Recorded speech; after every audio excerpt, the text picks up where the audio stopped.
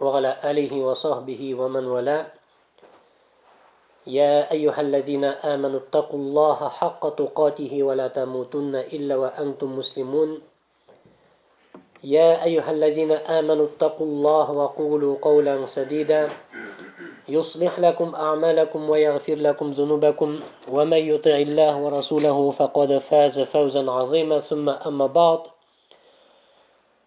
Barcha maqtov hamd sanalarimiz g'alamlarning Robbisi, xo'jasi, tarbiyachisi, birdan bir ilahimiz, ulg'ana ibodatga loyiqli bo'lgan ma'bud bil haq Robbimiz Alloh subhanahu va taolaga bo'lib, salom shariflarimiz, barcha salovatlarimiz bizga islom dinini anglatib, o'rgatib qoldirgan Alloh taolaning so'nggi payg'ambari, so'nggi elchisi Muhammad ibn Abdullah sallallohu alayhi va sallamga borib tursin.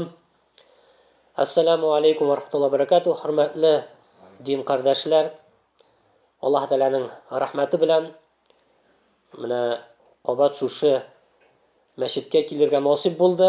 Endi Rasul Hazrat bilan hali aytib ketgancha сөйләшеп o'tirgan vaqtda necha yillar uzgan masjidda endi alhamdulillah tog'i da zo'raygan kebek, tog'i da kengaygan kebek, mashallah. Endi Alloh taolo shu avulga, shunda masjidga yurishlarga ham endi umuman shu avul xalqina tawfiq hidoyatlar berib, barakat nasib etib, iymon nurlari solib, mana shu masjidda, masjidul Alloh taolaning yurti, azonlar aytilib, namozlar o'qilib, ham endi mana kelajak Ramazon oylarida tarovih namozlari, ham boshqa turli ibodatlar, ilm beriluv, ham ilmga keluvchilar, ibodatga keluvchilar gil ortib tursin. Alloh subhanahu va taolo yordamidan, barakatidan ayirmasin. Hurmatli din qardoshlar, Robbimiz Alloh subhanahu va taolo Hashr surasining 18-oyatida Ya ayyuhallazina amanu taqulloha wal tanzur nafsum ma qaddamat lighad deb aytadi. Ey iymon keltiruvchilar, Alloh taoladan qo'rqig'iz, taqvo bo'ling'iz. Ham har bir kishi, har bir jon ertagisi kun uchun narsa azirlaganin kuzatib qarab tursin deydi. Ya'ni ertagisi kun degan so'z o'limga narsa azirlab qo'ygan. Shuning turida o'ylansin deb aytadi Robbimiz Alloh subhanahu va taolo. Shu oyati karimda hurmatli qardoshlar, Robbimiz azza va jalla eng ilk iymon keltiruvchilarga murojaat etadi. Mana bizning bunda har birimizda alhamdulillah Alloh taolaga ishondik, inondik, iymon keltirdik deb aytamiz. Demak, bu bizga murojaati Alloh taolaning. Ittaqulloh, Alloh taoladan qo'rqing'iz deydi. Taqvo bo'ling'iz. Narsa so'l taqvolik jamoat. Taqvolik turida ko'p eshitganingiz bordir. Ko'p o'qiganingiz bordir. Taqvolikni odatda endi Alloh taoladan qo'rqu deb tarjima etalar. Shulay bit. Bogoboyaznenность deb taqvolik. Lekin aning ma'nosi kengroq, ma'nosi ulug'roq, ma'nosi teranroq. Mana shunga ko'ra bir g'olimdan so'rag'ash, birov kelib so'raydi endi, narsa ul taqvo deb, ul anga shunday javob beradi. Mana ko'z oldinga ketir. Sening borasi yo'ling bor. Masalan, mana shundan bunda qadar borasi yo'limiz bor. Hammana shu yo'lda turli shanishkili o'lanlar o'sgan deydi. Shanishkili o'lanlar. Mana sen shundan shu yo'lga borgan vaqtda nishik borashasan? Boshqa yo'ldan ketib bo'lmay, shu yo'ldan gina borasan. Ul aytadi, men har bir odamimni qarab borarman deydi. Shu shanishkilarga bosmas uchun, ilakmas uchun. Chunki shanishga ilaksang, yoralanasan, taning yoralana, kiyiming yirtila, shulay deydi. Hamda tigi g'olim narsa deydi, mana shu ul taqvolik deydi. Shu taqvolik. Ya'ni har bir otlagan odamingni o'ylab otlav, har bir ishlagan ishingni o'ylab ishlav, har bir ayta turgan so'zingni o'ylab aytu. Mana shu ishli turgan ishlarim әйтә торган сүзләрем, кыла торган гамәлләрем Аллаһ Тәгаләгә сөекле булган эшләрме, гамәлләрме, сүзләрме, яисә киресенчә Аллаһ Тәгаләнең ачуын китерә торган эшләрме, сүзләрме, гамәлләрме? Менә шул тақвалык. Шуңа күрә инде менә җәмәгать, нинди генә аяти кәримне тақвалык турында Аллаһ Тәгалә безгә әйтә торган аяти кәримне укыган, ишеткән чакта без шушының турында уйланырга тиешбез. Тақвалык ул саклану. Аллаһ Тәгалә яратмый торган, Аллаһ Тәгаләнең ачуына китерә торган эшләрдән, гамәлләрдән саклану.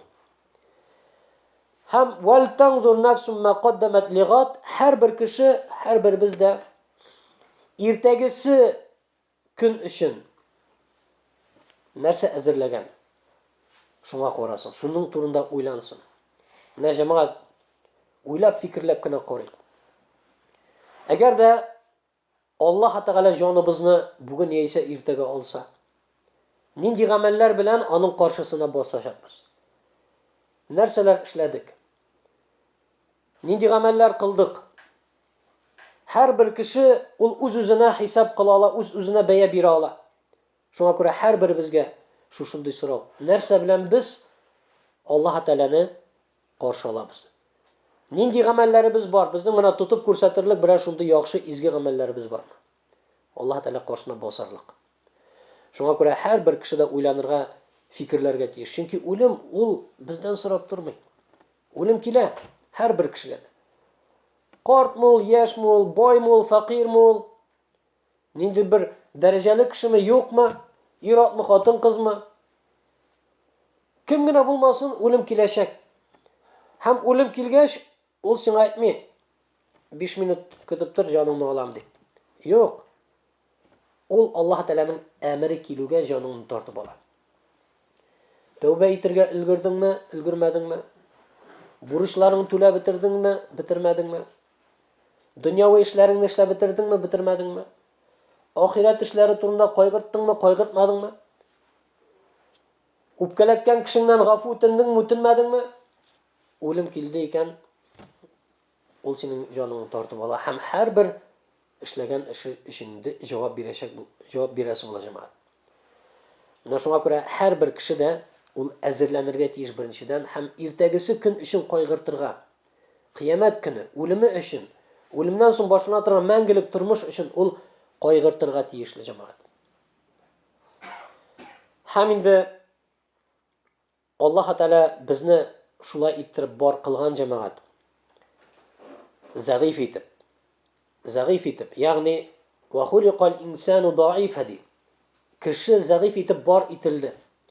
Ягъни без еш кына шайтан вәсвәсәләренә бирешәбез. Еш кына шәһвәтебез артыннан ияреп, ярамаган эшләр эшлибез. Я кызып китеп, я ялкаулыктан, я башка нәрсә сәбәпләр аркасында кирәкмәгән, ярамаган эшләр эшләп куярга мөмкинбез, әйтергә мөмкинбез. Адам баласы шундый.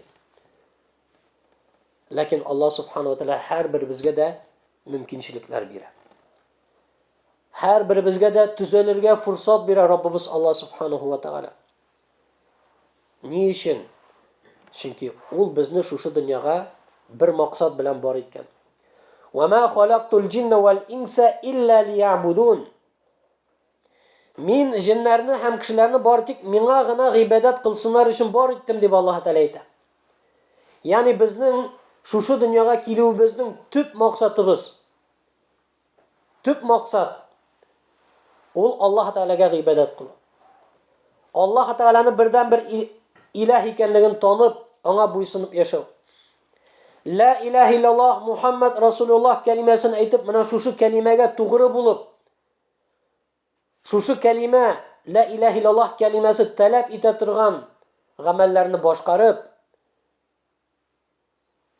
намазлар булсынмы, башка төрле гыйбадәтләр булсынмы, үзебезнең өстебездә булган bütün бурычларыбызны да үтәп, хакларыбызны кайтарып, шул рәвешле тормышыбызны алып барыр өчен. Аллаһ Тәгаләнең хакларын кайтару. Аллаһ Тәгаләнең әмерләрен үтәү, тыйганнарыннан тыелу, ялгышкан, хаталанган очракта тиз генә, кичектермичә тәүбә истигъфарлар кылу, гафу сорау Аллаһ Тәгаләдән. Alloh taolo bizning ustimizga yuklab qo'ygan turli boshqa turli haqlar ul atiyanilari bizga qarata haqlar. Halal jifatlari bizga, bolalarimizga, tug'anlarimizga, ko'rshilarimizga, hatto tirliklarga qarata bo'lgan muomala, ya'ni mana shu haqlarni o'tab Payg'ambarimiz sollallohu alayhi vasallam o'rgatgan ham o'zi bizga o'rnak bo'lgan axloqiy sifatlarni o'zimizda to'plab, mana shu ravishda biz turmushimizni olib borga tegishmiz. Shuning uchun biz shu dunyoga bor etilgan g'ibodat qilishimiz jamoat. Ham hechqana kishi mana shu oyatni eshitgach, esa shu oyat turida aytgach, hozir butun kishi g'ibodat qilsa, kim ishlaysan deb aytadi, shulay bit. Sindamulla, mindamulla otqa pishan kim soladi? Eshitganingiz bordir, shulay bit. Ya'ni butun kishi ham namoz o'qiy ekan, butun kishi roza tutar ekan, butun kishi masjidga yuri ekan, akim dunyoni olib bora shaxsan. Jamoat Alloh taolo bunday so'rov berashaklarini bilgan. Shunga ko'ra mana shu oyatdan so'ng Robbimiz Alloh taolo nasadi: "Ma uridu minhum min rizqin va ma uridu an yut'imun innalloha huvar razzaq zul quvvatil matin." Men kishilarni meni rizqlantiruvlarida, oshatuvlarida tilamin diyor. Alloh taolo muhtoj değil. Kirisincha men rizqlantiruvchi deb aytadi Alloh taolo. Men sizni shu dunyoga g'ibodat qilish uchun bor etdim. Ham sizning rizqingizni qo'yib qo'yim. Men sizni rizqlantiruvchi deb. Innallohu huvar razzaq. Doimiy ravishda men sizga rizq berib turar deb Alloh subhanahu va taolo va'da etadi. Shunga ko'ra jamoat mana namoz o'qib bo'lsin, roza tutib bo'lsin, masjidga yurib bo'lsin, din bo'yicha yashaw ul bizning rizqimizni kesmaydi. Ul bizning dunyomizga kimchilik keltirmaydi inshaalloh taolo. Hatto kimchilik nindir bir kimchilik keltirgan holda bo'lsa-da jamoat ul bizning kirisincha oxiratimiz uchun barakat etib qo'ytashaq. Shuni o'nglarga kerak. Ya'ni ul dunyoviy kimchilik bo'lmayashaq. Shunga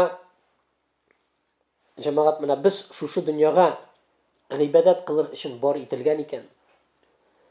Ham aytib ketilgancha odam bolasi zaif etib yaratilgan ekan Alloh taolo tomonidan. Alloh taolo bizga jamoat tuzalib turgan mana shu tip maqsadimiz g'ibodat qiluv maqsadimizga erishish uchun Alloh subhanahu va taolo o'zi yo'llarini yengillatgan turli fursatlar bergan jamoat Alloh taolaga qo'ytirga, Alloh taolaga g'ibodat qilirga, o'rganirga ham shu fursatlarning, shu mumkinchiliklarning birisi bo'l narsa mana yaqinlashib keluvchi Ramazon oyi. Yaqinlashib keluvchi Ramazon oyi, hurmatli qardoshlar. Chunki agarda biz shinlab turib Ramazon oyining darajasini, uning ulug'lig'ini anglaymiz ekan, Ramazon oyida qilina turgan amal g'ibodatlarning ne qadar qadrli, ne qadar zo'r savobli, ham ne qadar bizning uchun mana tigi dunyoga foyda keltira turgan amallar ekanligini anglaymiz ekan jamoat. Biz Ramazon oyini zo'rg'ib kutib turashaqmiz. Sog'inib kutib turashaqmiz jamoat. Sahobalar shunday bo'lganlar. Rivoyatlarda zikr etiladi. Ramazon oyidan so'ng sahobalar yorti yil bo'yi duo qilganlar, "Ya Rabbim, shu Ramazon oyida qilingan amal g'ibodatlarimizni qabul etsang edi" deb. Nima uchun? Chunki Ramazon oyida shuning qadar Alloh taolo mumkinchiliklar beradi. Shuning qadar izgilik yo'llari ochiladi senga alhamdulillah. Birinchi tunindan jannat qopqalari ochilar. Hatto jannatga ilgariga tilovchilar tog'ada nig'roq tirishsinlar, tog'ada nig'roq oshqinsinlar, oshiqsinlar uchun jannatga. Jahannam qopqalari yopiladi. Hatto jahannamdan qo'rqa turgan, saqlana turgan kishilar tog'ada nig'roq saqlansinlar uchun. Alloh subhanahu va taolo eng yovuz bo'lgan shaytonlarni bug'ovlab qo'ya, hatto g'ibodat qiluvchilarga yengilroq bo'lsin uchun. Mana birinchi tun kelib kiruvga Alloh taolaning rahmati, Alloh taolaning barakati. Shunga ko'ra, shunga qadar zo'r ajr savobga erishuv mumkinchiliklari bo'lg'ach, sahobalar shularni boshqarganlar hamma shu zo'r amallarining savoblarin, zo'r savoblarin umid etib duo qilganlar. Ham endi yorti yil duo qilganlar, "Ya Rabbim, erishsak edik. Ramazan oyuna, kilesi Ramazan oyuna deb. Hatta tağın şuşunday mümkünçilikке erişir için. Tağın şuşunday fırsatını kullanıp kalır için ahirette bulgan ecir sevaplarını arttırı. Demek cemaat, mana Ramazan oyuna biz birinchidan aning qadrin anglasak, oldin azirlanirga, oldin xastarlanirga tiyishmiz. Agarda bizning qarshimizda biror turli muhim bo'lgan, bizning uchun bit kerakli bo'lgan dunyoviy ishimiz tursa, biz u ishga oldin xastarlanamiz, oldin azirlanamiz. Masalan, birərimizning imtihon berasimiz bo'lsa, ham shu imtihonda 4li yoki 5li olasimiz kelsa, yoki diplomning bular zangar tishlisi bular qizil tishlisi shular bit. Kimgadir qizil tishlisi nig'roq o'shay. Mana qizil tishlisini tili ekan u. Ular sashli shu imtihon oldindan oldanoq yaxshi belgilarga berasi kelsa, o'ngishli berasi kelsa, oldanoq azirlanadi.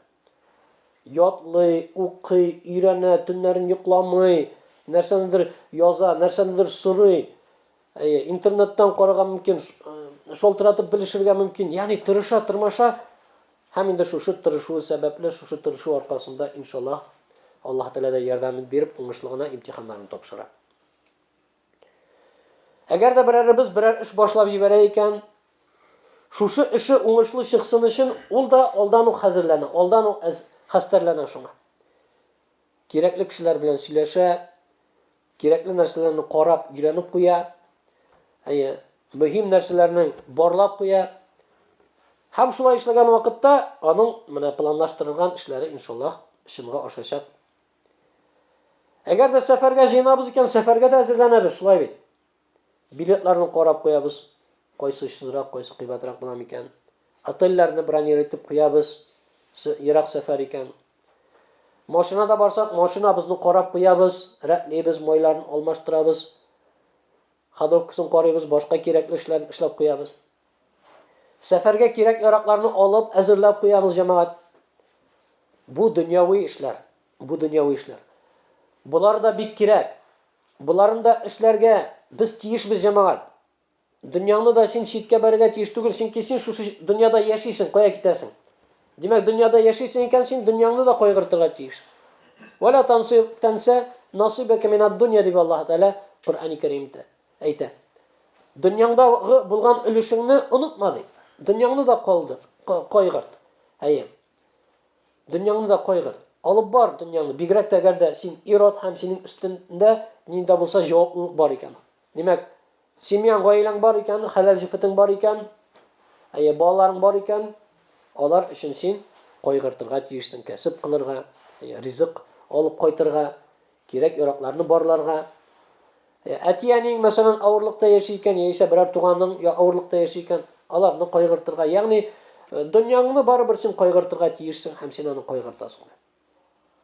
Lekin bundan da kerakliroq, bundan da ahamiyatliroq, bundan da muhimroq bo'lgan narsa ul oxirat jamoat. Oxirat chunki shu dunyoni ko'pmagina qo'yg'irtma, ko'pmagina shu dunyo uchun tirishma, ko'pmagina shu dunyo uchun salomatligingni, vaqtingni, molingni, o'zingni, energiyangni, dardingni berma.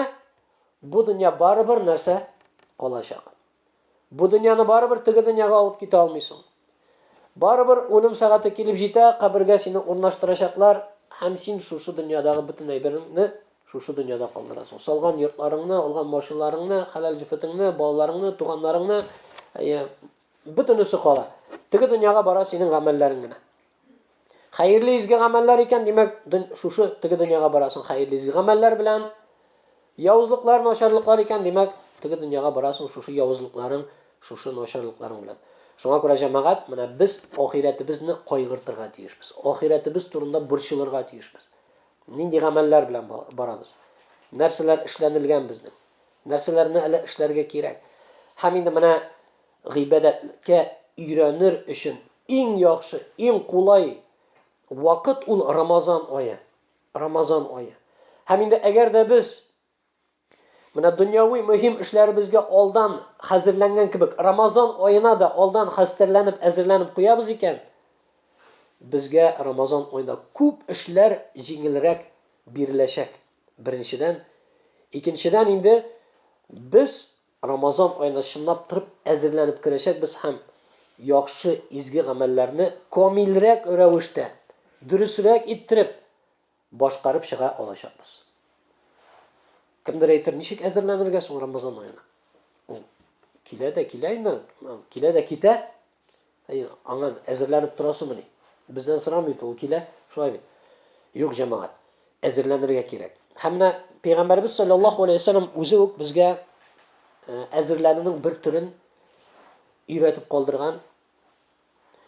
Unda bo'lsa Sha'ban oyida payg'ambarimiz sollallohu alayhi vasallam bir ko'p kunlarin ro'zada o'tkazgan.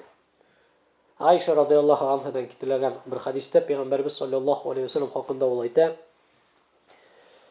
Payg'ambarimiz sollallohu alayhi vasallam Sha'ban oyining ko'pchilik kunlarini ro'zada o'tkazaydi dedi. Qaysi bir yillarda biz bik oz kunlarnigina ro'zasiz qoldiraydi. Ko'pchilik kunlarida ro'za tutaydi deb payg'ambarimiz sollallohu alayhi vasallam haqida aytdi. Ham Usama ibn Zayd radhiyallohu anhudan keltirilgan bir hadisda aytdi, "Ya Rasululloh, men sening Sha'ban oyinda bik ko'p kunlaringni ro'zada o'tkazuvingni ko'ram" dedi. Ham shunday payg'ambarimiz sollallohu alayhi vasallam ayye deb aytdi. Chunki Sha'ban oyi Rajab ham Ramazon oyi orasida ham ko'pchilik kishilar shu oyni g'afillikda o'tkazadi. G'afillar shu oy haqida. G'afil endi bespechni. Durust tiyishincha qo'llanmaylar shu oyni qadrini bilmaylar. Rajab oyi Alloh taolo tiygan oylarning, haram oylarining birisi. Kishani bila.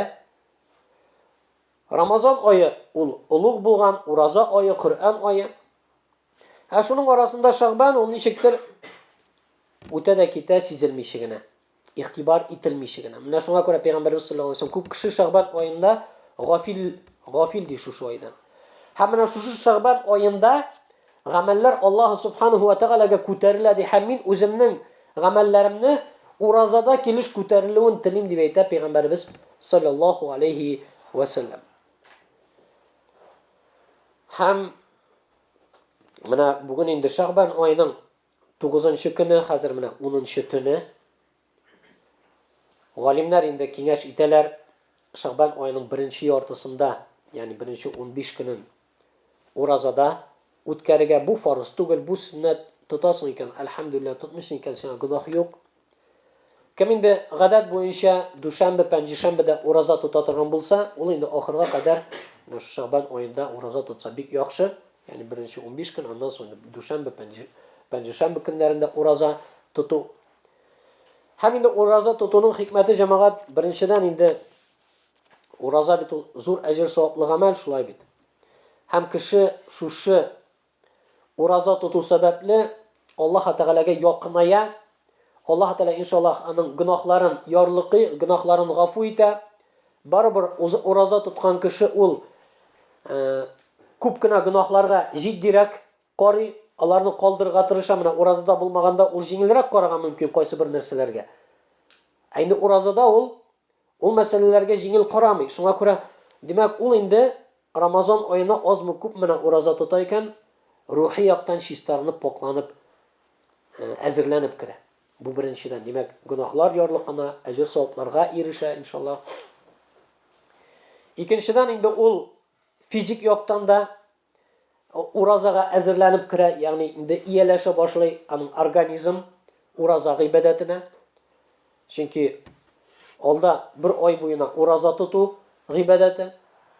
Kishilarning organizm turli, shulay bit. Ham shunga ko'ra kishi endi mana Sha'ban oyida ro'za tutar ekan, u endi ozmi ko'pmi mana shu ro'zaga o'rana. Bu da bir hikmatidan, ya'ni organizm shu akil iyalana turgan bo'ladi. Ham ro'zagina tugul, hurmatli qardoshlar. Mana kimdir balki ro'za tuta olmaydi Sha'ban oyida. Shunga ko'ra yo'q, men Sha'ban oyida endi hozir ro'za tuta olmadim. Demak, tiyishincha Ramazon oyına da hazırlana olmadım indi deb o'ylamasın jamoat. Tuta olasın ekan, alhamdulillah tut. Davom et ro'zalaringni. Agar tuta olmaysan ekan, Şaban oyunda kelib chiqmay ekan, Ramazon oyunda tutasın ekan, alhamdulillah. Lakin boshqa yo'llar bilan hazırlanırga tirish. Ramazon oyining yaqinlashuvini, Ramazon oyini. Nindi yo'llar bor? Shular orasidan jamoat minsingda har birimizda o'tiy olamiz. O'tiy olabizgina tugul, har birimizda ishlarga tegishmiz. U tavba istig'for qiluv. Tavba istig'for. Ya'ni Alloh taoladan g'afur so'rav, o'zimizning qilgan gunohlarimiz, yolg'izliklarimiz, xatolarimiz uchun. Tavba ham istig'for ular endi bir yoqdan sinonimlar kabi, ikkinchi yoqdan azgirak ularning ayirmasi bor. Tavba endi u Alloh taolaga qaytuv. Ham endi tavba shunday turib, mana sening tavbang qabul bo'lsin uchun aning o'zining shartlari bor. Demak endi u birinchidan o'kinu shu qilgan g'amaling uchun bigrakda zo'r gunoh ekan. Shunday turib o'kinu. Ikkinchidan Alloh taoladan g'afur so'rav, shu ishlagan xato uchun. Uchinchidan endi kiri shu gunohga qaytmau degan o'zingda ko'nglingda g'azimat bildiruv.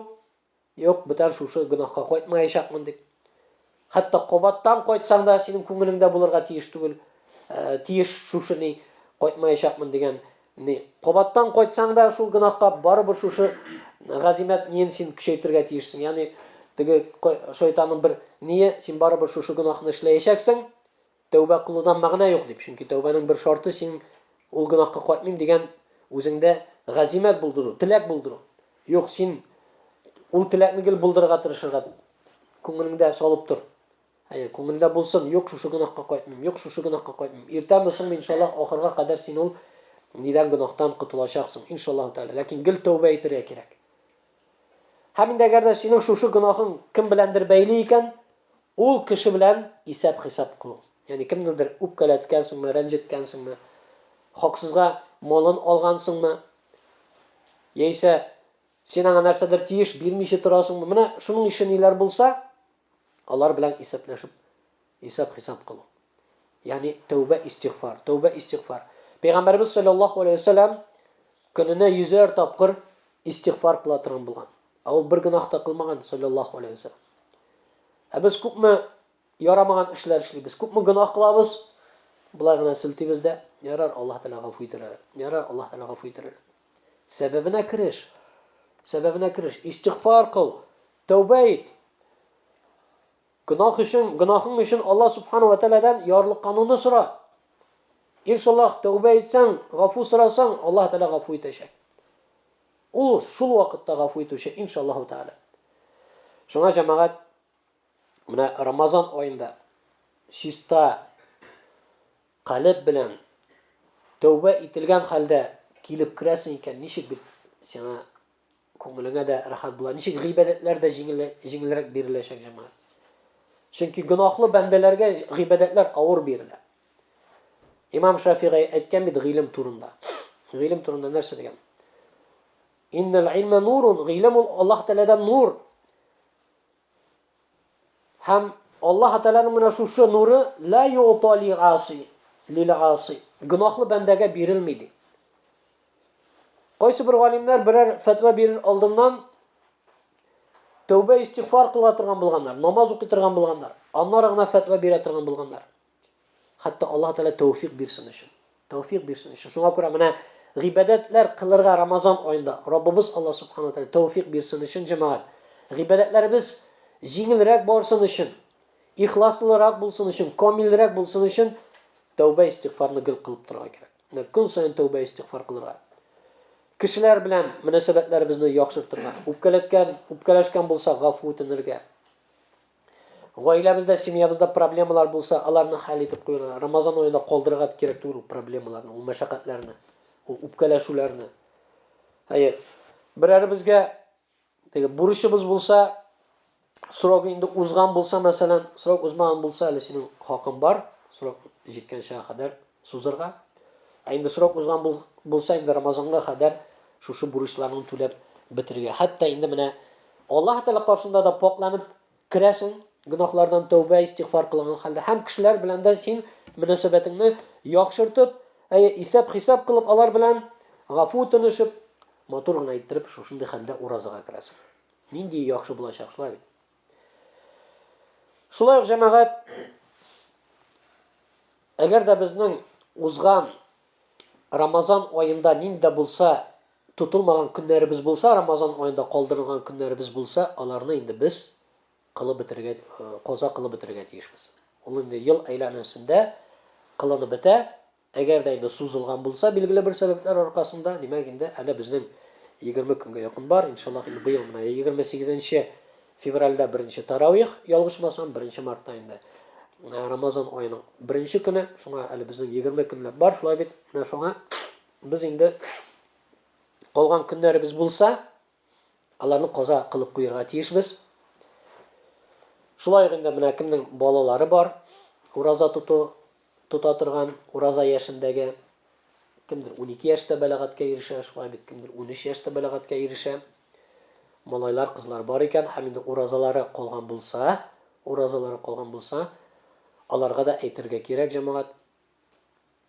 Чөнки 12-13 яшь әле бар бала чага, кайсы бер ниләргә җиңел карарга мөмкин, шулай бит. Аның теге көнне бигрәк кыз балаларның кайсы бер көннәре калган булырга мөмкин. Ел әйләнәсендә уларны бөтенләй оныткан, уйламаган һәм бурычлы килеш кермәсен. Ул бит инде җавап тота 13 яшьлек, 14 яшьлек бигрәк тә олырак балаларыбыз булса. Шуңа бәлки ул онытып та җибәргәндер. Үзегезгә уңайсыз булса, әниләре аша, әниләре әйтсен, менә теге елны бит синең калган иде. Да 5-6 көнең тотып бетердеңме әле? Тотып бетермәгән булса, тотып бетерсен, әйтергә. Без бит җаваплы үзебезнең балаларыбыз өчен. Һәм инде аңа җиңелрәк булсын өчен ураза тотырга, үзең дә аның белән бергә уразага кер. Хәтта инде җәмәгать белән менә бергәләшеп керәсез, аңа да җиңелрәк була, сиңа да җиңелрәк була. Ягъни калган уразаларны каза кылырга кирәк җәмәгать. Инде Рамазан аена кергән вакытта инде теге елгы Рамазан ае тотылмаган хәлдә керәсе түгел. Һәм дә шулай ук Рамазан аенда безгә кымачау итә торган һәм хәзер эшләп була торган кайсы бер эшләребезне эшләп бетерергә кирәк. Ягъни әгәр дә без менә хәзер эшләп куя алабыз икән, аны Рамазан аена калдырасы түгел. Аны хәзер эшләп куярга. Мәсәлән, өйдә ниндидер бер ремонт ясыйсы бар, һаман кул барып җитми ул ремонтка. Һәм инде син уйлыйсың, Рамазан аенда барыбер обедка тукталасы түгел, көнне ничек тә үткәрергә кирәк. Яра Рамазан аенда эшләрмен әле. Көн дә үтер, обедка да туктыйсы түгел. Юк, җәмәгать, хәзер эшли аласы икән, хәзер эшләп куй син аны. Калдырма Рамазан аена. Ул вакытыңны менә син ремонт эшең бәлки анда бер 5-6 сәгатьлек кенә булса да. 5-6 сәгать эчендә син күпме Коръән укый аласың шулай. Әгәр дә ул ремонт эшең әле синең 5-6 көнлек, 15 көнлек булса, син анда ремонтлап утырасың. Кем Коръән укый, кем башка төрле гамәл гыйбадәтләр кыла. Шуңа менә хәзер эшләп була икән, хәзер эшләп куй син аны. Берәр нинди сәфәр мәндә берәр кая барасың бармы? Берәр кешене зиярат кыласың бармы? Туганыңа барасың бармы? Хәзер барып куй. Хәзер эшлә. Менә Рамазан аенда максималь рәвештә дөньяви эшләрне калдырырга тырышырга кирәк. Шуңа күрә дөньяви эшләр барыбер эшләп бетереп булмый бөтенесен. Шулай бит. Барыбер Рамазан аенда да син дөньяви эшләрне эшләячәксең. Ул эшләр калмый. Ул әйтәләр бит, үлгәч тә әле син 3 көнлек эшең кала дип. Может 3 еллык эшеңдә каладыр әле. Аны бетерә алмыйсың. Рамазан аенда да барыбер синең дөньяви эшләргә бүленәсең була. Ләкин максималь рәвештә менә әзрәк эш калдырырга тырышырга кирәк Рамазан аенда. Хәтта күбрәк вакытыбызны, күбрәк көчебезне, күбрәк энергиябызны нәрсәгә? Гыйбадәткә сарыф итер өчен. Гыйбадәткә бүлеп бирер өчен җәмәгать. Шуңа хәзер эшләрегез нинди булса эшләрегез булса. Һәм инде шулай ук сәламәтлекне кайгырту. Кирәкле витаминнар бар икән, шушы витаминнарны куллану. Хәтта менә кем нинди юл белән сәламәтләнә, шушы сәламәтлекне алдан кайгыртырга, чөнки сәламәт килеш Рамазан аена керсәң, Alhamdulillah inде ураза да җиңелрәк була, гамәл гыйбадәтләр дә кылу җиңелрәк була. Чөнки сәламәт кешегә күбрәк мөмкинчелек бар гыйбадәтләр, изгелекләр кылырга. Шулай бит. Авыру хәлдәге гыйбадәт белән инде ул сәламәт килеш кылынган гыйбадәтнең аермасы зур. Әлбәттә, авыру сәбәпле син гөнаһларың ярлыкана, ләкин инде Пәйгамбәрбез саллаллаһу алейхи ва саллям сәламәтлекне кайгыртырга кушкан. Аллаһ Тәала авыру җибәрә ди. Һәм шушы авырудан дава да җибәрә ди. Даваланыгыз дип әйтә Пәйгамбәрбез саллаллаһу алейхи ва саллям. Әйтми бит, ширләп ятыгыз шунда. Сезгә бит савап языла дип. Юк. Ширлисең икән, әйе, син Аллаһ Тәаладан әҗр савап өмет итәсең. Ләкин шул ук вакытта даваланасың, чөнки сәламәт килеш син күбрәк изгелекләр кыла алачаксың. Шуңа күрә сәламәтлегеңне кайгыртып куярга Рамазан аенда инде әлбәттә сәламәтлек ул безнең кулда түгел, ләкин максималь рәвештә инде без булдыра алганча сәламәтлегебезне кайгыртырга тырышырга тиешбез. Шулай ук җәмәгать гыйлем алу, ураза турында белем истәү, уразаны нәрсәләр боза, нәрсәләр бозмый, нәрсәләр эшләргә ярый, нәрсәләр эшләргә ярамый. Рамазан аеның нинди фадиләтләре бар, Коръән укуның нинди фадиләтләре бар, Таравих намазларының, Кыямның, төнге намазларның нинди фадиләтләре, өстенлекләре бар. Чөнки син менә гамәл гыйбадәт турында күбрәк белсәң, күбрәк син аны эшләргә тырышачаксың. Һәм Рамазан аенда ае турында күбрәк белемең булса, син инде Рамазан аена әзерләнгән килеш керәсең. Син беләсең, моны эшләргә ярый, моны ярамый. Моны эшләсәң бозыла. Моны эшләсәң син зур савапка ирешәчәксең. Димәк, белем алырга, белем истәргә һәм дә шулай ук җәмәгать үзебезнең туганнарыбызны, якыннарыбызны, кардәшләребезне, дусларыбызны да өндәргә кирәк. Инде хәзер өнди башларга. Ураза турында сөйләргә, аңлатырга әкренләп. Кемдер бәлки әйткән булгандыр сезгә, менә теге елны мин ураза тотмадым, менә быел ураза тотачакмын дип. Яисә теге ел берәр вакыт сөйләшкән булсагыз, юк әле мин ураза тотмадым, киләчәктә тотачакмын дип. Вот как раз андый кешегә хәзер әйтергә вакыт. Исеңдәме шулай дигән? Исеңдәме ураза тотам дип әйткән? Менә 20 көн калды. Әзерлән, тәвәккәллә. Хатта алай әйтмәгән вакытта да теге бәйләнеп нитеп түгел. Интектереп. Шулай бит. Матур гына, хикмәтле генә әйттереп, назакламый Рамазан ае. Быел ничек соң планнарың бармы? Ураза тотырга. Хәзер көннәр дә бит озын түгел, алай ук. Иссе дә түгел. Вакытта тиз уза. Менә инде кыш әле башланган гына иде кебек. Бүген инде кышның соңгы аеның 10 көне дә узып китеп бара, шулай бит. Ягъни шулай иттереп матур гына аңлатырга, өйрәтергә, әйдә уразага кер. Бәлки берәү өендә генә намаз укыгандыр теге елны. Әкренләп өндәргә менә таравих намазына йөрсен. Таравихка килсен. Шулай бит. Ягъни менә шуның ише дәгъват юлларын кулланырга, өндәргә чакырга, әйтергә. Әгәр дә алар безне тыңлап уразага керсәләр, безгә дә бит күп әҗр савап язылачак иншаллаһу таала.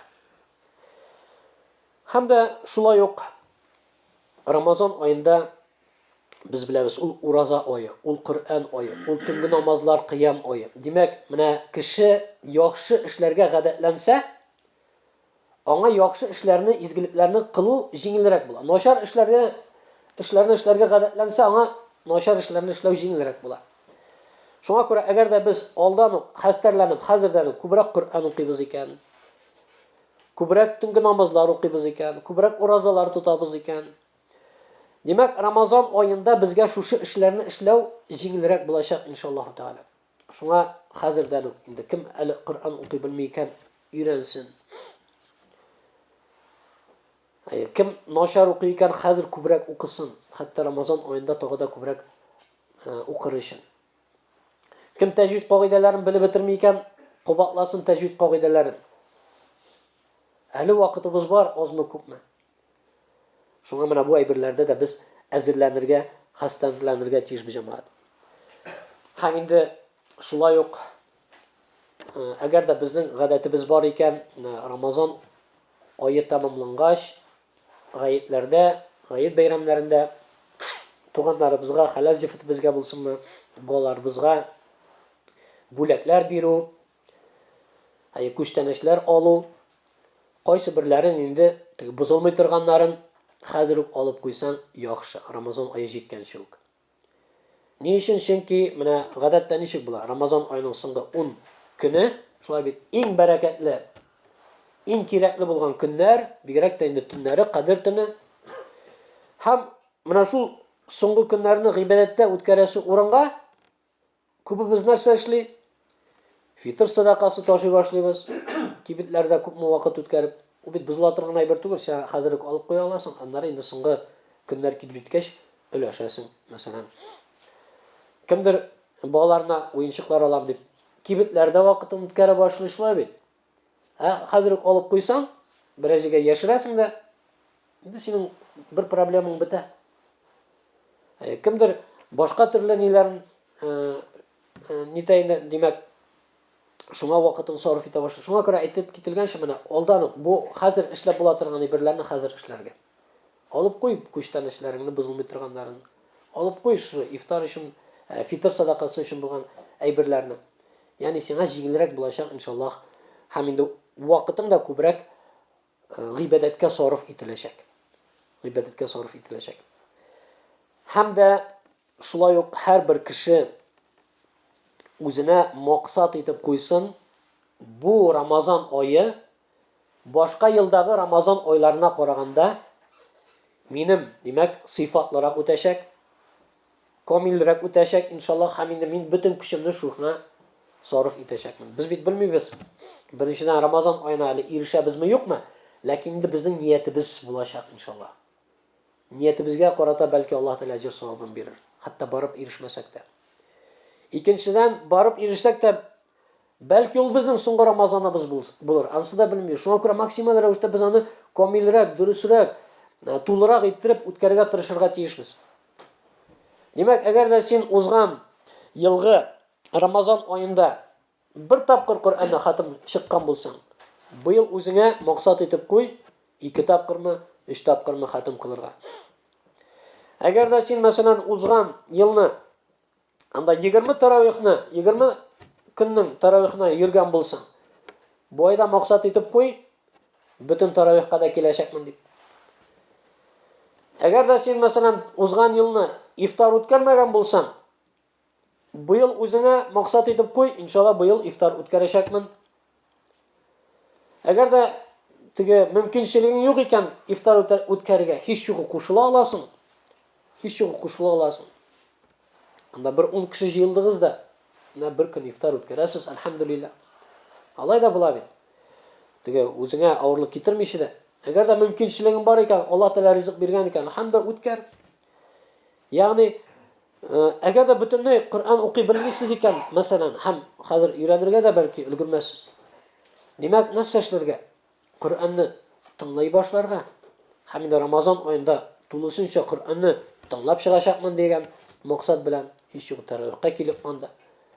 Ягъни, менә нинди генә гамәл гыйбадәт булмасын, мин аны быел иншаллах быелгы Рамазанда күбрәк иттереп, сыйфатлырак иттереп, камилрәк иттереп башкарга тырышачакмын дигән максат куярга кирәк, җәмәгать. Максат куйсаң, иншаллах, Аллаһ Тәгалә үзе ярдәм итәчәк, бирәчәк, һәм инде синең тырышлыгыңа карата да әле Аллаһ Тәгалә аҗр савапларын арттырачак.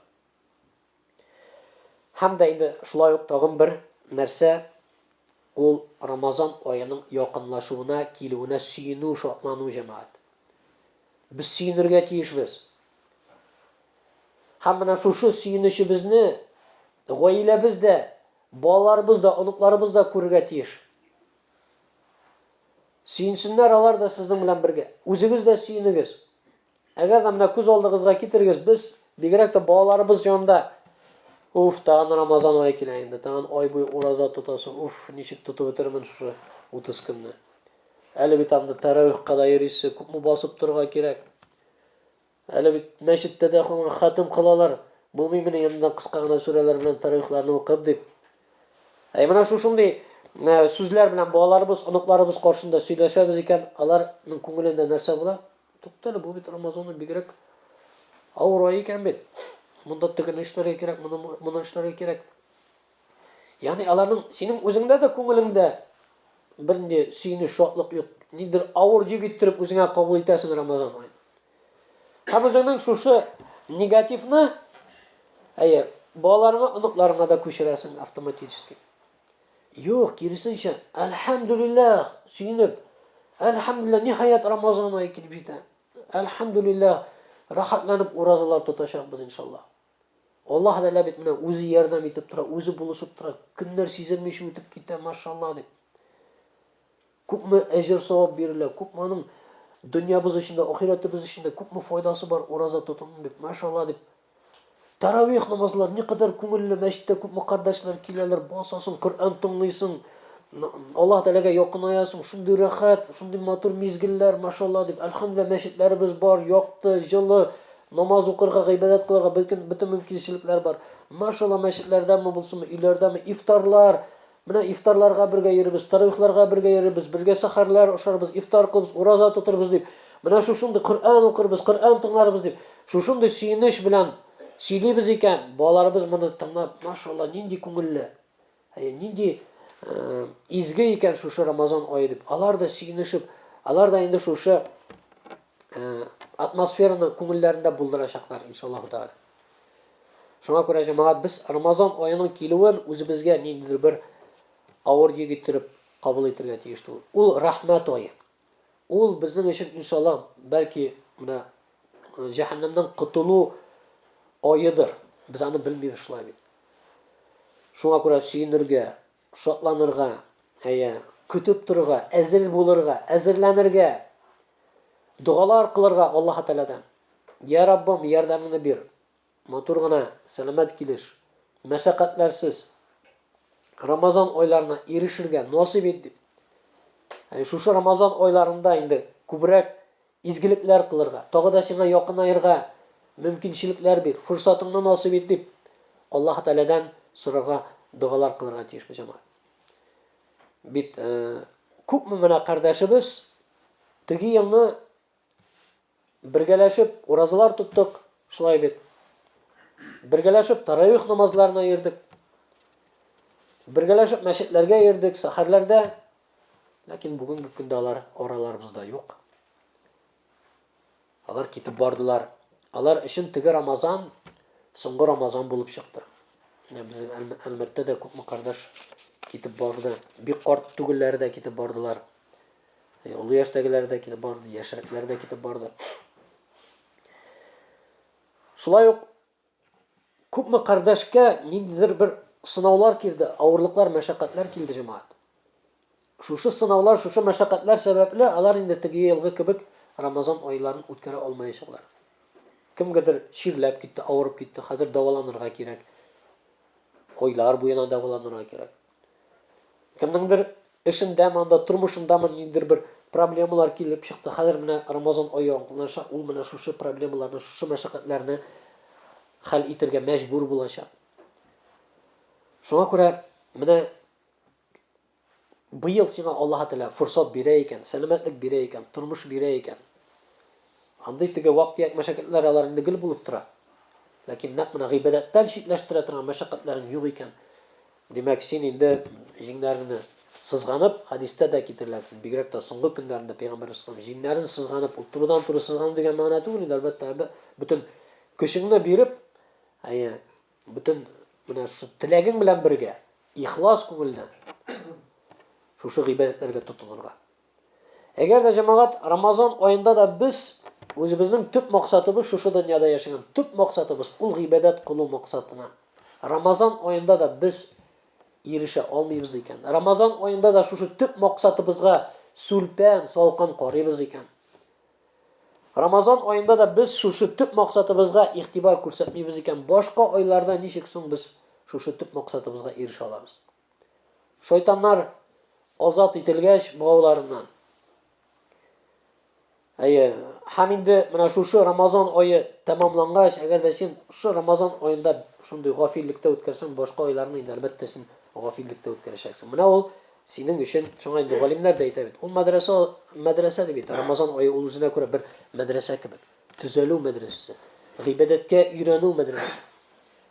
Һәм инде Рамазан аенда менә Аллаһ Тәгаләгә якынаю сәбәпле күпме кеше, әлхәмдүлиллаһ, ураза тота башлый. Намазга басучылар була. Шуңа аңлатырга, туганнарыгызга да aytirga tege kabir aytar, "Mana namoz o'qimaysa, uning ro'zasi qabul bo'lmaydi." Alay deb söyleme. Tutsun o. Kabul bulan bu bulmayın mı? Allah Teala bilişi. Senin üstünde sen belki şunun sebebi ol yakın ayır Allah Teala. Dualar kılsın. Hayır. Dua kılırga öğretirge. Yani şunun işi neler bilen biz tuğanlarımızı, yakınlarımızı şikleştirge teşekkür cemaat. Kirisinçe Ramazan ayı kubrak turunda silerge fadiletini anlatırga. Özümüzge de en birinci şu narsalarını anlarga haminde Allah Teala'dan sırrıga. Şimdi Rabbimiz Azze ve Celle hamma barchalarımızga da tevfik hidayet versin, selametlik berip, senlik sağlık berip, meşakkatlersiz, imanlı kilish, selamet kilish Ramazan oylarına da erişirge nasip etsin. Yani turmuşumuzda ko'p Ramazan oylarini ko'rga Allah Teala nasip etsin. Hem de hata günahlarımızı, yalgışlarımızı Allah Teala kechirsin. O'zimizga da, bolalarımızga da, dinimizden yiroq bo'lgan tuğanlarımızga da endi Allah Teala tevfik hidayet versin. Onlarga da mana şu baxtga, Ramazan oyının qadrin bila turgan baxtga, namozning nindi amal ekanligini bila turgan baxtga erishishlarini Allah Teala nasib etsin. Subhanakallah bihamdik, ashhadu an la ilaha illa anta astaghfiruka va atubu ilayk va jazakumullohu khayran. Assalomu alaykum va rahmatullohi va barakatuh.